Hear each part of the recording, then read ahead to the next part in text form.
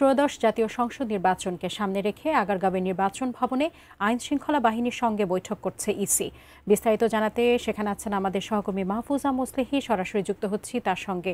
মাহফুজা মোসলেহি, আপনি আমাদেরকে সেখান থেকে বিস্তারিত জানাবেন। বৈঠক প্রসঙ্গে কি কি বিষয় আসলে আলোচনা হতে পারে বা গুরুত্ব পেতে পারে, এই বিষয়ে আপনি আমাদেরকে বিস্তারিত জানান। আজকে সকালে 10:30টার পরপরই কিন্তু আইন শৃঙ্খলা বাহিনীর সঙ্গে এই বৈঠক শুরু করে নির্বাচন কমিশন। আমরা জানি তফসিলের আগেই এই কিন্তু দ্বিতীয়বারের মতো আইন শৃঙ্খলা বাহিনীর বৈঠক চলছে এবং এর আগে প্রাক প্রস্তুতির যে বিষয়টি রয়েছে সেটি নিয়ে কিন্তু 20 অক্টোবর একবার আইন শৃঙ্খলা বাহিনীর সঙ্গে বৈঠক করেছিল নির্বাচন কমিশন।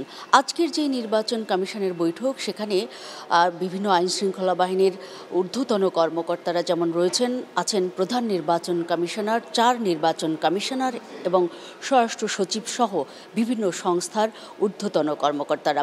আমরা জানি যে এই নির্বাচনকে কেন্দ্র করে, বিশেষ করে ত্রয়োদশ জাতীয় সংসদ নির্বাচনকে কেন্দ্র করে আগামীতে কিভাবে নিরাপদ এবং সুষ্ঠু একটি পরিবেশের মধ্য দিয়ে বাংলাদেশের নির্বাচনকে গত 15 বছরের যেই পরিবেশ ছিল বা অনিরাপদ পরিস্থিতির মধ্য দিয়ে মানুষ ভোট কেন্দ্রে যেতে পারেনি বা গেলেও যেই প্রশ্ন বা বিতর্কের তৈরি হয়েছিল, বিশেষ করে নির্বাচন কমিশনগুলো যে অতীতে 15 বছরে প্রশ্নবিদ্ধ হয়েছিল একটি অবাধ নির্বাচনের ক্ষেত্রে, সেটির ঊর্ধ্বে উঠতেই কিন্তু বর্তমান কমিশন বারবার আইন শৃঙ্খলা পরিস্থিতি রক্ষার প্রতি জোর দিয়েছে।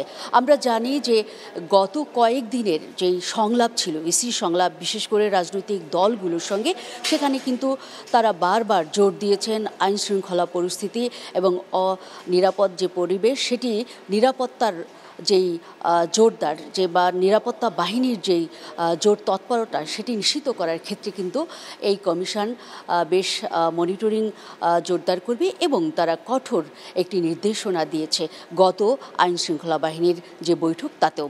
আজকের এই বৈঠকে বিশেষ করে যে বিষয়টি উঠে আসবে আমরা জেনেছি, সেটি হলো অবৈধ যেসব অস্ত্র আমরা জানি যে এখনও মাঠে রয়েছে জুলাই অভ্যুত্থানের পর, সেগুলোকে উদ্ধারের মধ্য দিয়ে কিভাবে আগামী নির্বাচনকে একটি গ্রহণযোগ্য নির্বাচনের মধ্যে নিয়ে যাওয়া যায়, সে ব্যাপারে আইন শৃঙ্খলা বাহিনীর প্রতি বিশেষ মনিটরিং এবং কঠোর নির্দেশ দেওয়া হবে। বিশেষ করে নির্বাচন কমিশনের পক্ষ থেকে এই নির্দেশ আসবে বলে নির্বাচন কমিশন থেকে আমাদেরকে জানিয়ে দেওয়া হয়েছিল।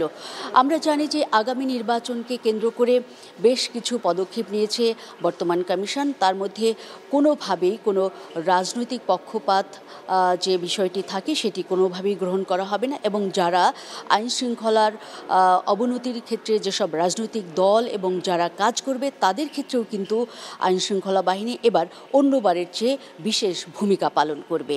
এই নিয়ে আমরা জেনেছিলাম গত কয়েক দিনের যেই